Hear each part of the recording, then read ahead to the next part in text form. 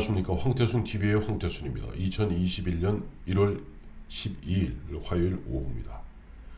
오늘 정치구단 박찬종 전 의원, 박찬종 변호사가 김종인 비대위원장이 왜 안철수 국민의당 대표에게 저토록, 어떻게 보면 가혹하고 저토록 무시하고 있을까?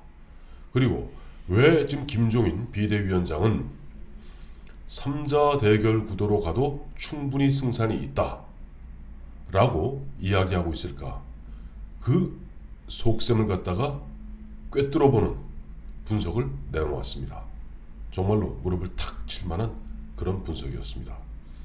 박찬종 전 의원, 박찬종 변호사의 이야기에 따르면 김종인 비대위원장은 가로 열고 가로 닫고입니다. 이건 뭐 명시적으로 한 얘기는 아닙니다만은 김종인 비대위원장은 내심 아마도 이번 서울시장 선거에서 국민의힘 야당이 승리하는 것을 원치 않는 것 아니냐 하는 그런 분석을 내놓은 겁니다.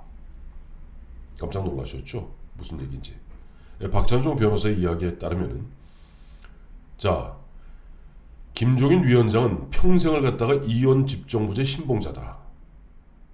이원 집정부제로 가려면 개헌을 해야 되고, 개헌을 하기 위해서는 결국 어떻게 보면 지금 집권 세력인 민주당에서 자기 자신들의 어떤 권력을 갖다 영속화, 영구화하기 위해서 이원 집정부제 형태로 개헌하는 뭐 그런 분위기가 연출되어야 되는 것 아닌가.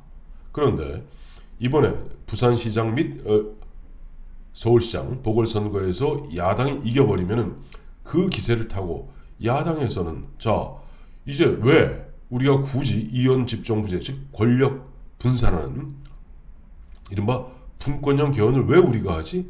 우리도 2022년 대통령 선거에서 확실하게 승리하여 이번에 지난 5년 동안 문재인 정부 좌파 정권에서 비틀어 놓았던 것을 바로 잡아야지 라는 생각을 할 테니 개헌을 할 리가 있겠습니까?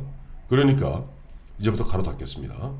박찬종 변호사의 분석에 따르면은 김종인 위원장 입장에서는 흔한 이야기로 이번 서울시장, 부산시장 선거에서 좀 애매한 결과가 나와야만이 어쨌든 그 애매한 결과 속에서 야당은 야당대로 개헌의 필요성을 느낄 것이고 또 여당은 여당대로 자기의 영구집권, 장기 집권을 위한 개헌의 필요성을 느낄 테니 그러면 이원 집정부제 형태가 될 것이 개헌이 뭐 가능할 수도 있겠고 그렇다면 자기 자신도 보면 뭔가 역할이 있지 않겠는가.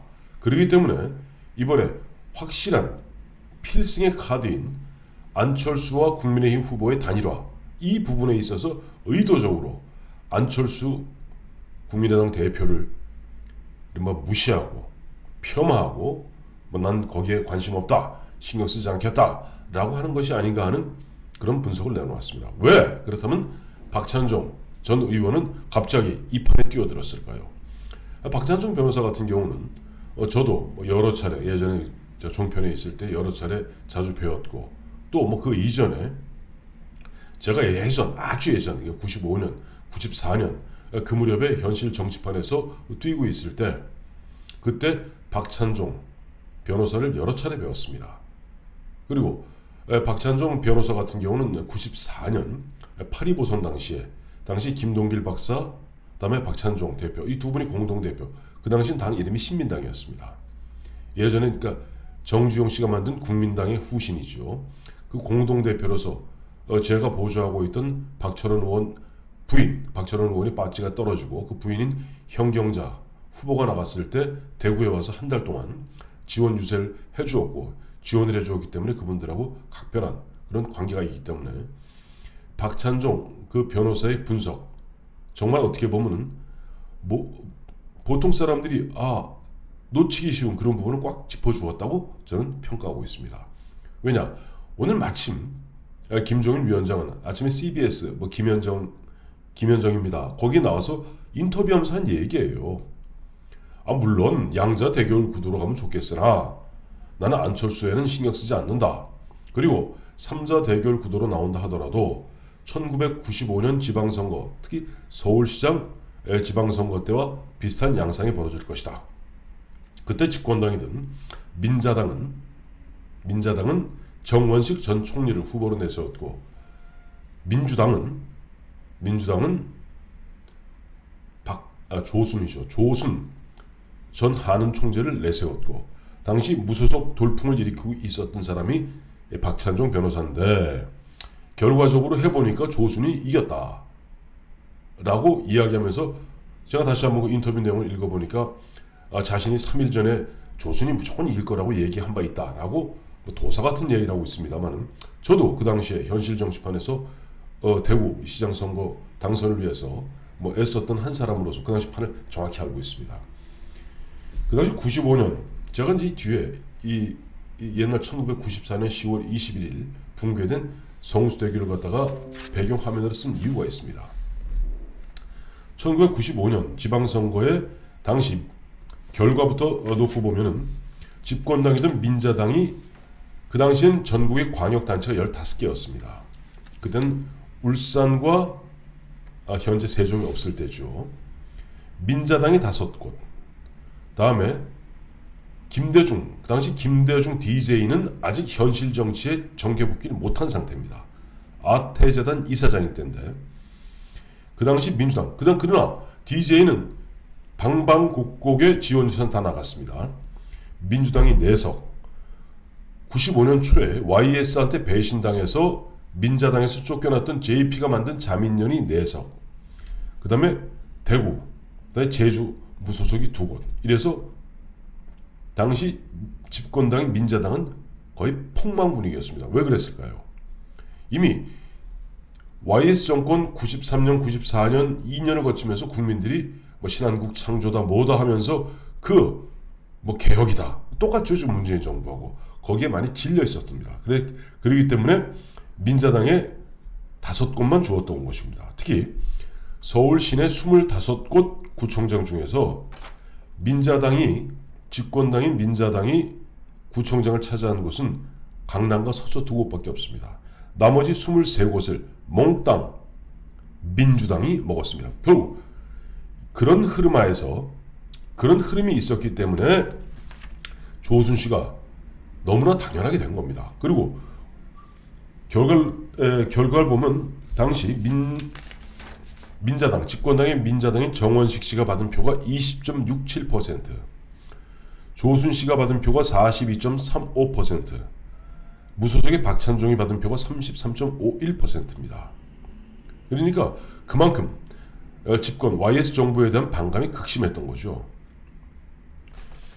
이런 분위기였는데 그때 저도 이제 그 당시에 자민련이었습니다. 자민련에 이제 대구 경북 선거를 총괄하는 박철원 당시 부총재의 보좌관으로서 대구 경북 선거를 치렀습니다만은 95년 지방선거에서 조순 씨를 비롯한 민주당이 약진할 수밖에 없고 자민련이 약진할 수밖에 없었던 이유는 간단합니다. 앞서 말씀드린 그런 한 2년 반에 걸친 YS 정권에 대한 불만, 거기에 김대중 아태재단 이사장은 지방선거를 갖다가 특히 서울시장 지방선거를 자기 정계복귀의 승부수로 봤던 겁니다.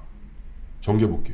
실제 그리고 이에 6월 27일 지방선거 승리한 후 20일 후인 7월 17일 DJ는 정계복귀하게 됩니다. 그리고 그로부터 2년 반 후인 97년 12월 대통령에 당선되는 것이죠. 그렇기 때문에 DJ의 마지막 승부수에 이른바 민주당 계열들이 똘똘 뭉쳤던 겁니다. 두 번째는 앞서 말씀드린 대로 YS에 의해서 YS 정권을 창출한 1등 공신인 JP가 YS한테 배신당하고 95년 초에 당에서 축출됩니다. 그러니까 JP는 나와서 뭘 만들었을까요? 자민련을 만들었습니다. 자민련을 만들어서 이번 첫 번째 지방선거에서 대전, 충남, 충북, 강원도 4개 지역의 광역단체장을 휩쓸어 버립니다. 세 번째, 이게 굉장히 중요한 건데 그 당시 민자당의 사무총장이 김덕룡 씨였습니다. 김덕룡, DR이라고 그러죠. 김덕룡 씨는 나름 굉장히 어떻게 보면 개혁의 의지를 갖고 정말로 YS가 이야기한 대로 돈 안 쓰고 엄정하고 공정하게 선거를 치려고 애썼습니다.